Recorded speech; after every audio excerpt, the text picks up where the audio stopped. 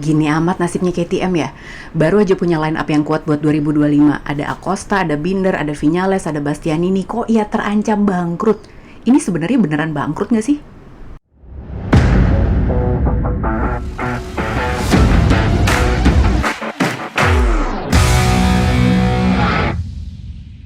Hai, selamat datang di Pedok Talk. Meskipun MotoGP lagi winter break, tapi Mbak MotoGP tetap hadir di Pedok Talk. Setiap hari Senin jam 7 malam akan selalu datang konten-konten baru dari Pedok Talk. Iya dong, namanya juga penuh komitmen sama MotoGP. Jadi meskipun mereka lagi libur, pokoknya kita tetap gaspol. Jadi kalau misalnya kalian punya teman-teman yang ternyata belum subscribe Pedok Talk, ajakin mereka buat subscribe Pedok Talk ya. Jadi subscriber. Kalau pengen dapetin bonus kontennya ada, bisa jadi members juga. Cara ikutannya tinggal klik aja link yang ada di deskripsi video ini. Keuntungannya apa? Tentunya akan mendapatkan bonus konten. Jadi kalau subscriber yang lain akan mendapatkan konten setiap hari Senin jam 7 malam, tapi kalau buat para members itu ada bonus-bonusnya gitu. Jadi silakan dipilih aja. Tapi tenang buat para subscribers, kalau kalian sempat ada yang berpikir, ya tapi kalau jadi subscriber doang, gak jadi members, apa keuntungannya? Jangan-jangan informasinya dipirit-pirit. Enggak lah, nggak kayak gitu dong. Kalau nggak gara-gara kalian subscribers aku ini nih, aku kan nggak bakalan dapet silver button ini ya dong. Jadi tetap aku akan memberikan yang terbaik buat kalian. Buat para members tentu banyak bonus-bonusnya juga gitu. 20.000 aja kok sebulan, mahalan beli kopi kan, bener gak? Nah sekarang kita akan ngebahas tentang sesuatu yang penting. Sebenarnya ada beberapa yang pengen aku bahas, tapi yang pertama kita buka dulu dari yang lagi rame banget nih. Apalagi kalau bukan soal KTM.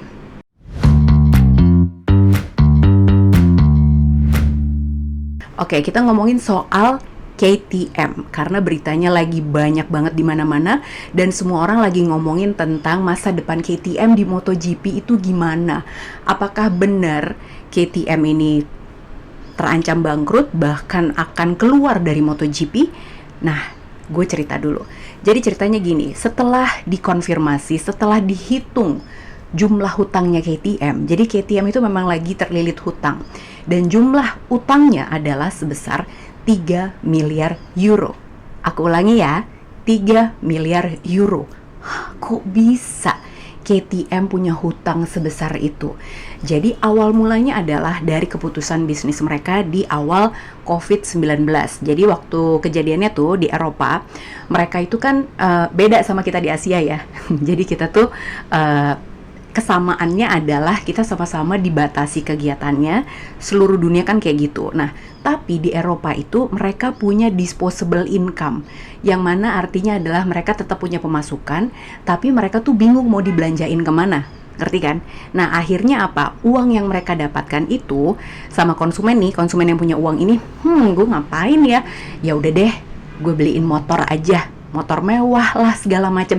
Salah satunya adalah KTM. Nah, KTM sebagai sebuah perusahaan penghasil motor, produsen motor, melihat ini sebagai opportunity, melihat ini sebagai kesempatan, makanya mereka mikir, wah, kalau lagi banyak orang yang belanja motor, mendingan kita perluas aja nih produksi kita. Nah, akhirnya mereka itu mengajukan kredit ke bank, terus udah gitu mereka memperluas usahanya.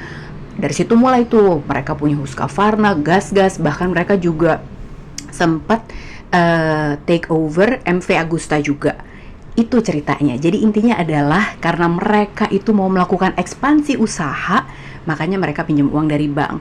Tapi ternyata seperti yang kita tahu juga, pandemi COVID-19 itu kan sebenarnya tidak berlangsung lama, relatif singkat. Nah, justru di saat lagi udah mulai mau produksi gede-gedean, di saat waktu itu, wah demand-nya lagi tinggi banget nih, orang-orang nyari motor KTM segala macam, tahu-tahu permintaan konsumennya turun, sementara investasinya udah terlalu besar. Ya udah, motornya jadi oversupply, nggak ada yang beli, permintaannya turun, rugi, terus banyak utang. itulah yang terjadi di KTM kalau disederhanakan. Nah, jadi sebetulnya kalau yang dilakukan secara internal, secara manajerial gitu ya, bahkan KTM ini pas bulan Oktober kemarin, yang gue dengar mereka itu bahkan sudah melakukan banyak sekali cara-cara untuk penghematan. Yang pertama, mereka tuh punya board of directors, jadi dari 6 orang udah dipotong menjadi 2 orang aja. Di luar itu, mereka juga melakukan banyak pemutusan hubungan kerja. Jadi ratusan karyawan KTM itu juga dirumahkan, di PHK. Nah, sedih banget sih karena katanya juga ya, di showroom-showroomnya mereka itu banyak motor-motor yang jumlahnya sampai ribuan dan itu belum terjual. Nah, makanya sedih kan. Pengurangan produksi dari KTM itu juga sudah terjadi sejak Januari 2024. Awal tahun ini tuh mereka udah melakukan pengurangan produksi. Nah, untuk gaji bulan November, bulan ini nih, November 2024, bahkan kan kalau di sana Natalan ya, kalau kita kan terima THR pas Lebaran. Tapi mereka tuh terima THR bonus Natal itu dibayarin sama insolvency wage fund. Jadi ditalangin dulu sama mereka karena nggak mungkin nggak dibayarkan. Nah, apa efeknya untuk MotoGP? Jadi gini, kalau brand seperti Gas-Gas dan juga Husqvarna, sepertinya ini akan hilang dari Grand Prix. Makanya timnya Enea Bastianini sama Maverick Viñales bukan Gas-Gas kan? Timnya jadi Tech3, Red Bull Tech3. Nah, terus yang perlu aku jelasin juga ke kalian adalah berapa sih sebetulnya modal buat menjalankan tim MotoGP setiap tahun? Tahu nggak sih? Ternyata KTM itu harus mengeluarkan modal 70 juta euro per tahun untuk menjalankan tim MotoGP. Sebetulnya emang bukan cuman KTM aja, Red Bull juga ya. Tapi ini kan lumayan gede banget. Nah, kalau ditanya apakah dampaknya ke tim MotoGP ini akan sangat signifikan dengan masalah finansial yang dihadapi sama KTM, pasti akan ada dampaknya. Meskipun kayaknya kalau keluar kayak Suzuki tuh kayaknya enggak, karena KTM masih terikat kontrak sama Dorna sampai 2026. Tapi pasti efeknya akan terasa di pengembangan. Kalau misalnya mungkin pengembangannya bisa cepat gitu ya, kayak kemarin-kemarin beberapa tahun yang lalu kan mereka bikin aero inilah, pakai 3D printing lah, apa segala macam, itu kan butuh uang ya. Nah, mungkin sekarang akan sangat melambat. Aduh, ironis ya, padahal mereka ya seperti tadi gue bilang di awal gitu, mereka tuh lagi punya line up yang sangat kuat sebetulnya. Jadi sayang banget sih sebetulnya. Ya udah, kalau gitu kita tarik nafas dulu buat KTM ya, kita doakan mudah-mudahan sih ini bisa segera ditemukan solusinya dan tidak membuat KTM itu kesulitan, dan mudah-mudahan bisa tetap kompetitif di MotoGP, karena sayang banget gitu kalau bisa dibilang di ranking gitu ya, sekarang mungkin motor yang paling bagus Ducati, di bawahnya tuh ya mungkin KTM gitu. Nomor 3-nya Aprilia, nomor 4-5-nya siapa dong? Yamaha atau Honda duluan nih? Nah, itu mau kita omongin abis yang ini. Yuk.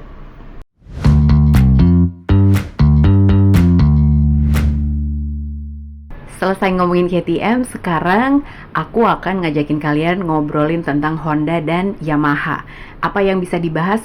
Banyak lah, karena kan tentu penasaran dong di Barcelona Test gimana, dan bahkan sebetulnya Honda itu setelah Barcelona Test kemarin, mereka melakukan private test lagi di Jerez barengan sama beberapa tim dari World Superbike. Nah, tapi sebetulnya ada pertanyaan ini ternyata masih ada beberapa orang yang nanyain kenapa sih kok pabrikan Jepang sekarang struggling banget segala macam. Sebagai rekomendasi, mumpung sekarang juga lagi winter break, jadi coba dilihat dulu episode yang ini. Nah, episode yang ini menjelaskan apa bedanya pabrikan Jepang sama pabrikan Eropa, approach-nya apa segala macam. Nah, ada baiknya nonton dulu nih gitu supaya benar-benar paham, oh ini nih inti masalahnya tuh dari sini toh ya. Nonton episode yang ini. Nah, sekarang aku akan cerita dulu tentang apa yang dilakukan sama Honda. Jadi gini, waktu di Barcelona Test kemarin ada perbedaan pendapat antara Joan Mir sama Luca Marini. Kalau Joan Mir tuh bilang waktu di Barcelona Test, gue gak nemuin apa-apa yang spesial deh, biasa aja, gak ada improvement yang signifikan. Sementara Luca Marini mengatakan hal yang sedikit berbeda. Jadi memang pendapatnya tuh agak-agak mix gitu, agak-agak campur. Jadi nggak satu visi, nggak satu rasa gitu. Padahal kan waktu Ducati aja Pecco Bagnaia sama Marc Marquez, meskipun mereka teammate yang baru ya, tapi mereka tuh punya feel yang sama setelah mereka mencoba GP25. Nah di Honda ini nggak begitu. Nah jadi Joan Mir merasa kecewa, Luca Marini ngerasa lumayan. Johan Zarco yang sempat nyobain sasis untuk 2025, dia bilang oke sih, tapi sebetulnya ini juga nggak terlalu signifikan banget juga, kata dia begitu. Jadi masih ada pendapat yang berbeda lah di kubu Honda, seperti itu. Nah, aku mau ingetin dulu juga, sebelum kita ngomongin lebih jauh tentang apa yang mereka tes di Jerez. Jadi ini tuh sedih sih ya kalau ngeliatin Honda kayak gini. Karena apa? Buat yang udah ngikutin MotoGP udah lama, kita semua sama-sama tahu bahwa Honda itu adalah sebuah pabrikan yang sangat fenomenal. Rekor kemenangannya tuh banyak banget. Tapi kalau kita melihat apa yang mereka raih di tahun 2024 ini, gue udah ada catatannya nih, bentar ya. Jadi poin konstruktor Honda di tahun 2024 ini hanya 75 poin, 75 doang. Ini selisihnya 49 poin dari Yamaha yang lebih baik. Dan kalau kita bandingkan dengan Ducati, bedanya adalah 647 poin dari Ducati. 647 tuh banyak banget ya. Hasil terbaik Honda musim ini adalah di P8. Ini lewat Johan Zarco di Sepang dan di Mandalika juga. Jadi emang kalau dibandingkan sama rekor-rekornya Honda yang fenomenal itu sama sekarang, aduh itu jomplang banget. Tapi ini menarik deh. Nanti kayaknya buat yang di edisi khusus members akan ngebahas rekor-rekor fenomenal dari pabrikan-pabrikan Jepang, khususnya Honda. Ntar ya, aku panggil Mas Joni dulu. Nah, sekarang yang paling menarik juga adalah, tadi kan kita udah ngomongin responnya Joan Mir, responnya Luca Marini, terus udah gitu, kalau Somkят Chantra, belum lah ya gitu. Johan Zarco juga udah ngasih pendapat. Nah, terus yang bikin penasaran lagi adalah apa respon Pak RT Andorra, karena dia adalah test rider Honda yang baru. Semua penasaran dong, apa ya kata dia yang abis naik Aprilia RSGP selama 7-8 tahun, sekarang dia beralih ke Honda. Apa komentarnya? Jadi Alex Espargaro tuh bilang, katanya memang dia belum ngomong terbuka secara terbuka ke media, maksudnya. Karena apa? Karena dia masih dikontrak sama Aprilia sampai akhir 2024 ini, makanya dia belum boleh mengeluarkan statement kepada media, tapi dia sudah menyampaikan langsung kepada mekanik-mekanik, kepada engineer-nya Honda, semuanya dengan detail banget, katanya begitu.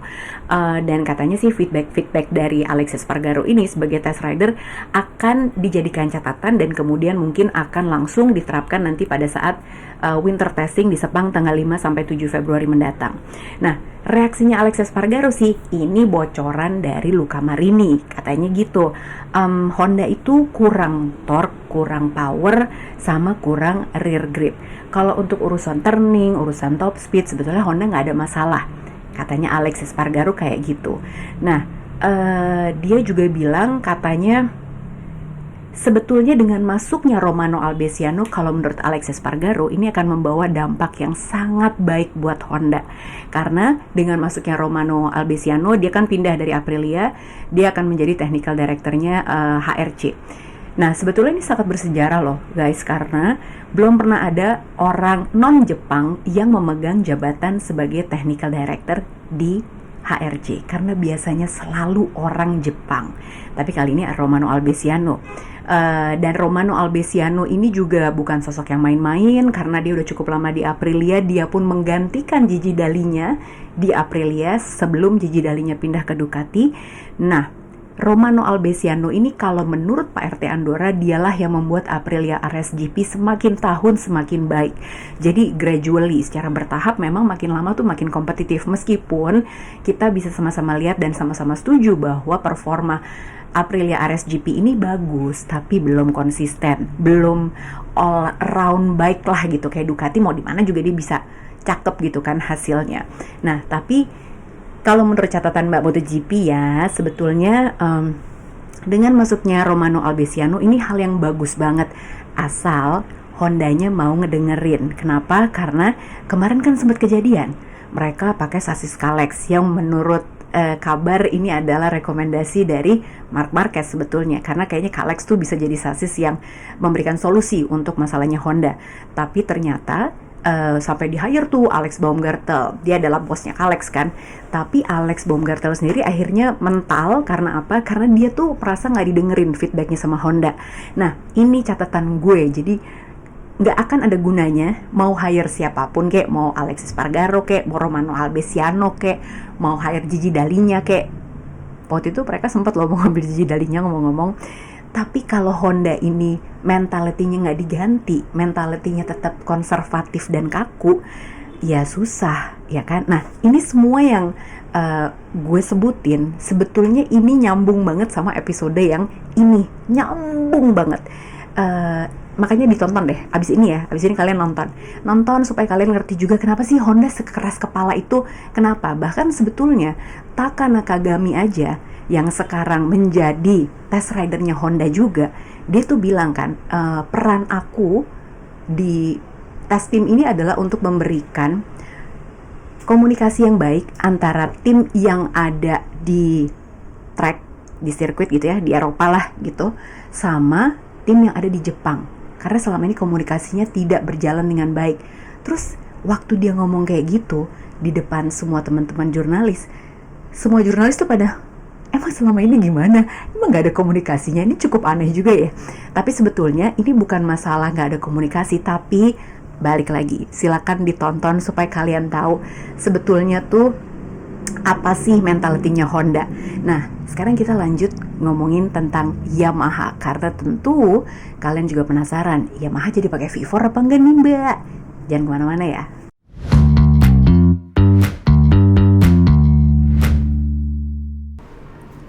Ingat banget waktu di tahun 2019, Valentino Rossi itu pernah minta untuk punya tes tim di Eropa.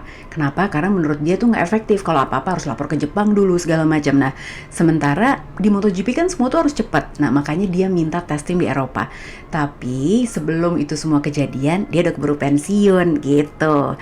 Nah, sebetulnya memang dari situ aja udah kelihatan sih mentalitinya Yamaha tuh memang udah menuju ke arah sana. Tapi kan untuk meyakinkan mungkin semua director Yamaha yang ada di Jepang juga nggak gampang. Dan balik lagi, Yamaha itu amat sangat konservatif, dan salah satu hal yang menurut gue krusial banget adalah di saat waktu Magneti Marelli masuk sebagai single ECU supplier, ECU ya kan, itu kan supplier tunggalnya adalah Magneti Marelli. Nah biasanya dulu kenapa Yamaha bisa kayak gitu banget, karena memang masing-masing tuh kan boleh punya elektronik sendiri, tapi begitu cuman boleh pakai satu, nah di situ Yamaha kerepotan karena mereka itu tidak cukup cepat untuk merekrut orang-orang dari luar Jepang untuk bisa memahami elektronisnya Yamaha, itu sebabnya. Nah tapi sebetulnya Yamaha sadar banget bahwa mereka harus mulai berbenah diri, mereka harus mulai beres-beres nih gitu kan. Makanya di tahun 2022 Yamaha memulai partnership dengan Mar Motors. Ingat nggak Luca Marmorini? Pernah kita bahas juga di Paddock Talk. Jadi Luca Marmorini adalah ex-engineer-nya Toyota F1 dan juga Ferrari yang di-hire sama Yamaha untuk memenuhi keinginan Fabio Quartararo yang bolak-balik rewel minta top speed. Nah, pertanyaannya sekarang, apakah Yamaha itu sebetulnya ada improvement apa enggak sih mbak? Ya adalah, di Sepang tahun lalu waktu lagi tes, itu kan gue juga datang ke sana ya. Jadi menurut catatan gue adalah di Sepang tes 2024 Fabio Quartararo itu cuma selisih 2,1 km dari 2,1 km per jam dari Pecco Bagnaia. Selisihnya tuh berarti tipis kan? Berarti adakah improvement? Ada banget. Terus waktu di Mugello, ngomongin top speed nih ya, Fabio Quartararo itu ada di P3. Mugello itu adalah sirkuit yang kalau mau ngitung top speed ya di situ, di Sepang juga bisa ya. Nah, tapi apa artinya? Ya top speed itu nggak ada artinya apa-apa, karena meskipun di Mugello dia itu top speednya ada di P3, tapi waktu di race waktu di race dia cuman bisa finish di P18. Karena apa? Kembali lagi teman-teman, apa? Sirkuit itu nggak cuma lurus aja mbak, betul. Sirkuit itu ada belok-beloknya, banyak cornernya juga. Jadi top speed bukanlah segalanya. Jadi harus dipikirin juga yang lain, karena sirkuit bukan cuma lurus aja, betul. Nah terus ditambah lagi nih, itu tadi kan 2022 partneran sama Luca Marmorini. Terus di 2024 ini yang mengejutkan adalah mereka itu punya Max Bartolini. Max Bartolini ini adalah ex Ducati, tangan kanannya Gigi Dalinya. Bahkan orang aeronya Ducati juga mereka bawa juga ke Yamaha. Pokoknya ini udah pernah gue bahas juga di Pedok Talk. Jadi silakan di scroll dan dilihat apa aja yang sudah dilakukan sama Yamaha. Nggak mungkin diulangi lagi dong di sini ya. Kasihan buat yang udah nonton soalnya. Nah jadi sebetulnya memang udah menuju ke arah perbaikan banget. Bahkan sebetulnya kemarin udah sempat diomongin juga, Yamaha sudah memiliki rencana jangka panjang yang sangat bagus. Mereka sekarang udah gabung sama Pramac, jadi Pramac Yamaha. Jadi udah ada data lebih, nggak cuma berdua doang, nggak cuma Fabio Quartararo sama Alex Rins, tapi sekarang mereka punya Jack Miller, punya Miguel Oliveira juga. Sengaja mereka ngambil juga rider-rider yang sudah punya pengalaman di MotoGP supaya bisa langsung memberikan feedback. Terus mereka juga jangka panjang kan tadi ya gue sebutnya, mereka juga punya tim di Moto2 juga, ada Tony Arbolino dan juga Izan Guevara. Nah sekarang pertanyaan besarnya adalah, bukannya Yamaha mau ganti V4 nih, gimana? Nah, ini dia. Kapan V4-nya akan dipakai? Kalau katanya Lin Jarvis dan juga Mayo Meregali kemungkinan adalah di pertengahan tahun musim 2025, di pertengahan. Dan itu pun sepertinya rencananya, nggak tahu ya kalau ini ada perubahan. Rencananya akan digunakan mungkin di jatah wildcard mungkin dengan Augusto Fernandez yang menjadi test ridernya Yamaha juga, atau mungkin justru dari Jack Miller atau Miguel Oliveira. Jadi mereka itu sekarang kerjanya banyak banget nih Yamaha. Karena apa? Karena mereka juga pas di Barcelona test kemarin mereka juga bilang, wah ini tuh kayaknya elektronik nih yang bener-bener kita mesti benahi gitu kan. Sama mereka juga lagi berusaha untuk mengurangi bobot dari M1 juga, karena mereka sadar bahwa ini nggak bisa ditambahin aero terus segala macam, karena power, aero, segala macam. Nah itu semua harus berkesinambungan dan sebenarnya harus dipikirin grand design-nya seperti apa. Kalau V4, ini mereka juga harus mempersiapkan apakah V4 ini sebetulnya akan digunakan langsung di tahun 2025. Kayaknya juga nggak mungkin sih gitu ya. Tadi kan aku juga bilang nanti mungkin di pertengahan tahun 2025, jadi nggak mungkin di awal musim karena harus dites dulu. Masalahnya adalah seperti yang kita pernah bahas juga, V4 itu nggak bisa bikin mesinnya udah gitu tempelin aja ke motornya gitu ya, karena kan V4 itu mengubah semua dimensi dari motor. Jadi memang bikin dari ulang banget, dari awal banget gitu. Jadi tidak semudah itu. Plus sebetulnya timingnya juga gampang-gampang susah nih. Tahun depan udah 2025 sama 2026. Nah, 2027 ada regulasi baru. Jadi, baik Honda dan juga Yamaha, mereka ini sebetulnya juga dihadapkan pada pilihan-pilihan sulit. Ini kita mau fokus ke 2025-2026 atau kita fokus ke 2027 ya? Kebayangan pengembangannya kayak apa? Makanya Alex Espargaro, Pak RT Andorra, situ bilangnya mau pensiun mau santai-santai. Nggak bisa santai-santai deh kalau begini caranya ya kan? Gitu teman-teman. Jadi Pedok Crew itu yang bisa aku cerita tentang perkembangan Yamaha sama Honda sekarang ini. Karena sebetulnya balik lagi seperti yang pernah aku sebut, tes di Barcelona kemarin itu belum bisa menggambarkan apa-apa karena cuma sehari dan semua tuh masih dipirit-pirit, semua belum mau mereveal semuanya. Bahkan kayak Ducati gitu kan, Ducati kan sekarang menjadi benchmark, menjadi patokannya. Dia tuh nggak mau ngeluarin desain aeronya kayak apa, nanti deh tunggu aja nanti pas winter testing atau yang pas udah deket-deket, mungkin janjian baru keluar di Sepang hari terakhir atau di Buriram gitu kan, supaya nggak dicontek sama kompetitornya gitu.